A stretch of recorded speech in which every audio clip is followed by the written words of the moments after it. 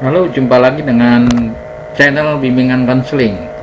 Saya akan berbagi ilmu bagaimana caranya Bapak Ibu guru BK seluruh Indonesia untuk membuat ATP RPL modul ajar BK. Yuk, kita akan mulai masuk ke materi.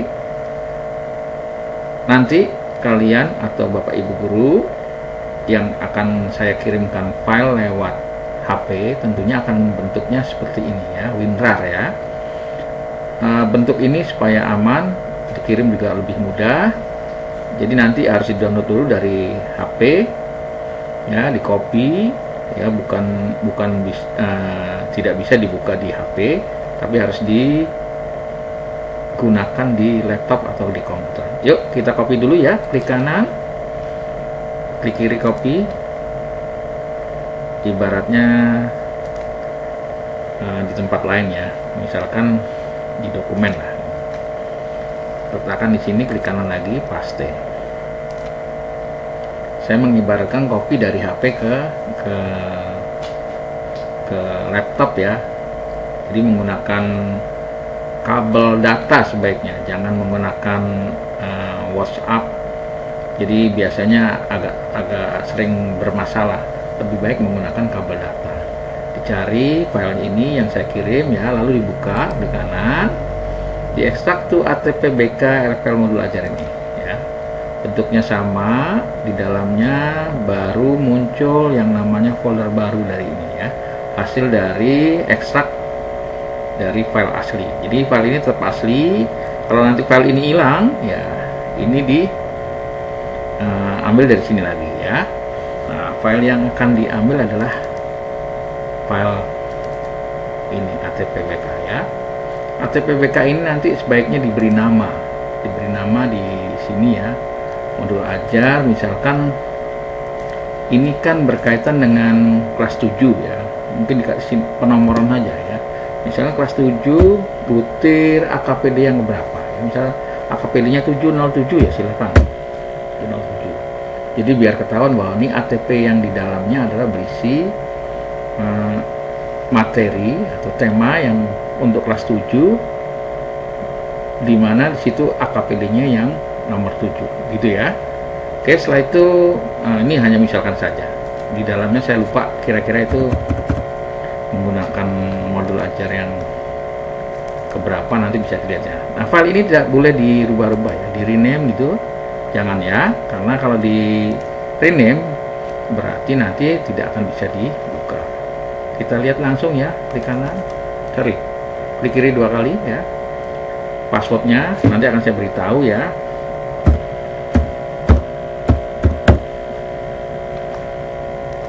Bapak Ibu guru BK yang mau meminta file ini, tentunya saya minta imbal balik berupa subscribe ya, klik jempol gitu ya.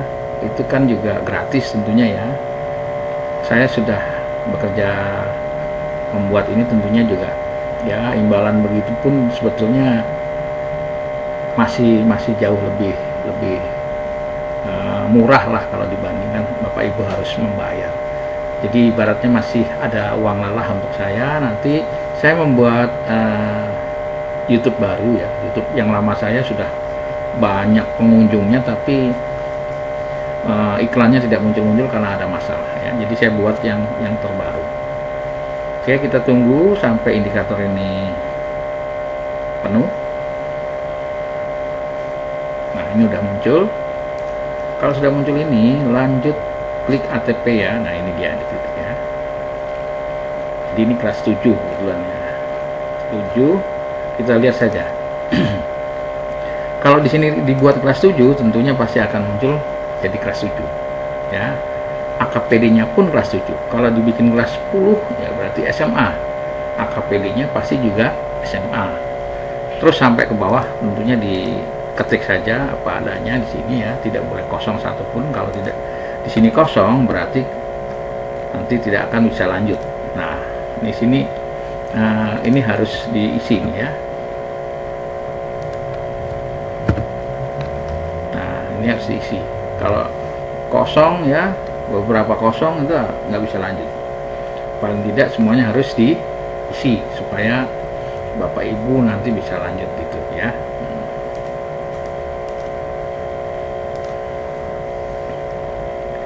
Kita lanjut ya, klik sini lanjut. Bapak Ibu saya buat demikian rupa, sheetnya saya sembunyikan supaya Bapak Ibu bekerja secara sistematis ya. Oke, karena AKPD-nya 7, kita lihat yang ke-7 saja ya. Kira-kira bayangannya AKPD 7 seperti apa ini dia ya. Nah, ini saya sudah buat Google Form yang isinya pertanyaan-pertanyaan ini, pernyataan-pernyataan ini ya. Itu sudah saya bahas di program tahunan ya. Tentunya kalau Bapak Ibu guru BK sudah mengikuti di YouTube saya, tentunya akan tahu bagaimana cara membuat program tahunan, lalu buku harian BK sampai status konseling. Nah, ini kebutuhan yang akan kita berikan kepada siswa adalah sesuai dengan angket. Jadi anak mau diberikan materi apa, kita lihat angket. Oh, misalkan saya kadang-kadang melakukan perbuatan tidak sesuai dengan yang diucapkan misalnya ya. Saya kurang merasa tanggung jawab. Ini yang merah sangat tinggi, ini yang kita akan bahas ini ya. Saya kadang lupa bersyukur, ini sangat tinggi ya. Jadi inilah yang akan kita buat ATP-nya. Ini yang akan kita sampaikan kepada para siswa tentunya ya. Kita tidak mengarang-arang materi yang apa saat ini sedang ngetren apa gitu ya. Ini di sini pasti kalau dia pilih berarti dia akan membutuhkan materi itu. Jadi bukan mengarang-arang berdasarkan buku. Kalau buku itu menurut penerbit mungkin belum tentu sama apa yang dibutuhkan di Bapak Ibu di mana mengajar ya. Misalkan saya di Tangerang, mungkin kebutuhan di tempat Bapak Ibu mengajar tidak seperti itu. Berarti kan juga tidak cocok kalau membeli buku yang sebetulnya diterbitkan berdasarkan AKPD dari tempat lain gitu. Jadi harus sesuai dengan kondisi murid Bapak Ibu di manapun berada ya. Jadi ini AKPD ini sampai AKPD 12 berarti SMA kelas 10, kelas 11, kelas 12. Oke, kita coba kita analisa capaian pembelajarannya seperti apa. Nah, berarti memang yang saya bahas adalah ini AKPD yang ke-42. Nah, jadi 42 kita tulis saja sini 42 ya. Kita kembali, kita lihat AKPD ke-42 seperti apa sih, ini dia ya. Saya belum ada teman yang cocok untuk belajar bersama. Ini sangat tinggi. Nah, ini 42, berarti kita lanjut di sini 42 kita ketik di sini ya. Kita ketik 42, kalau kita ketik yang lain 30 berarti beda juga di sini ya. Nah, karena saya mau mengerjakan yang materi AKPD yang 42, berarti kita ketik sini 42. Nanti sini akan muncul seperti di AKPD yang tadi sudah kita bahas. Nah, topik materinya ini kita ketik, bagian putih ini kita ketik. Ini kira-kira namanya judul ya. Cara mencari teman yang cocok karena berkaitan dengan kebutuhannya ini.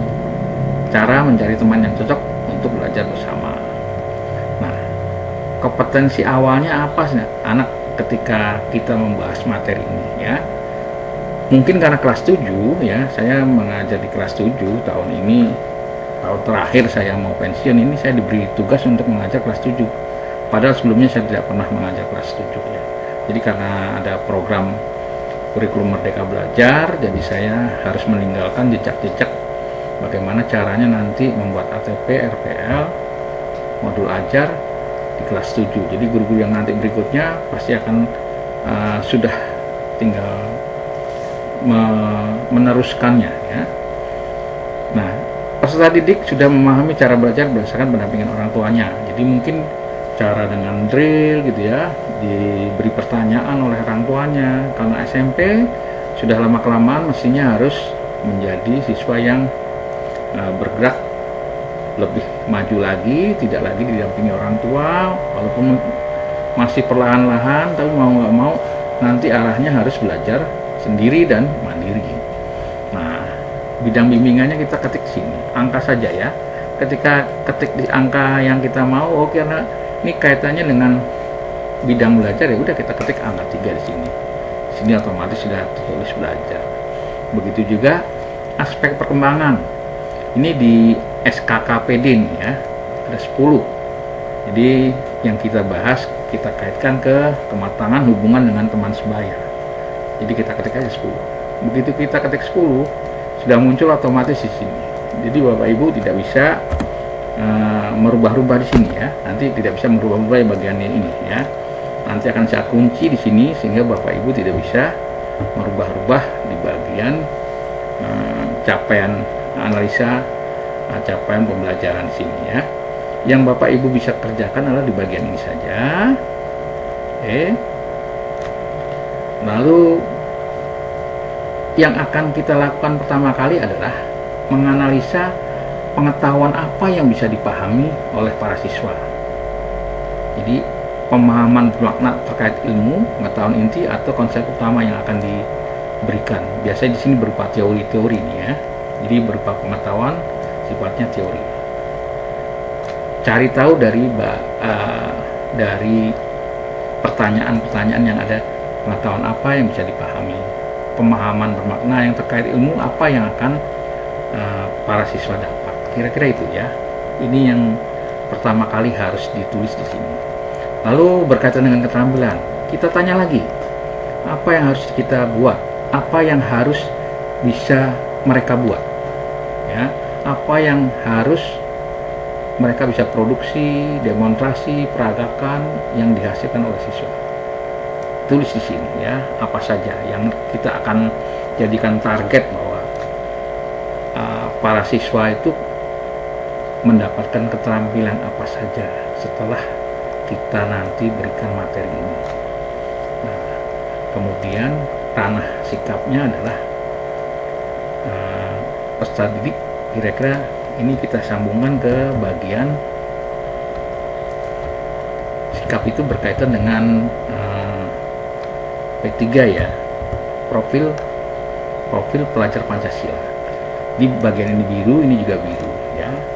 Kira-kira kita mau mengkaitkan materi yang kita sampaikan itu dengan berkaitan dengan profil pelajar Pancasila apa saja. Yang misalkan mereka adik senang mendapatkan teman sesuai dengan kriteria yang diharapkan. Lalu peserta didik mampu membuat daftar pertanyaan materi soal ulangan. Ini berarti mandiri ya, mampu. Peserta didik mau berbagi, berarti bekerja sama. Jadi isinya ini berkaitan dengan profil pelajar Pancasila. Lalu ini sikap ya. Peserta didik bisa juga memiliki nilai-nilai yang maksimal sesuai dengan kemampuannya. Berarti bernalar kritis, berarti berkaitan dengan profil Pancasila yang unggul ya dalam beraktivitas di sekolah. Nah, dari semua ini yang sudah dihasilkan dari pertanyaan-pertanyaan taksonomi ya. Kalau dulu menggunakan taksonomi belum, tapi sekarang tidak lagi menggunakan taksonomi belum, tapi paling tidak kita masih bisa mencari tahu bagaimana mendapatkan materi ya dari ranah ini, pengetahuan, ranah keterampilan dengan ranah sikap. Nah, sekarang otomatis kita semua sudah punya materi ya. Dari analisa yang ada di sini, kita jadikan materi di sini. Caranya adalah dengan ketik sama dengan klik di bagian pengertian, langsung enter. Ya, di sini kita drag saja. Caranya klik bagian ini, kita letakkan kursor di sudut, lalu tarik ke bawah, otomatis ya, sampai ke tips ini ya. Ya sama ya. Berarti kalau dikebawahkan lagi 0. Nah, 0 ya.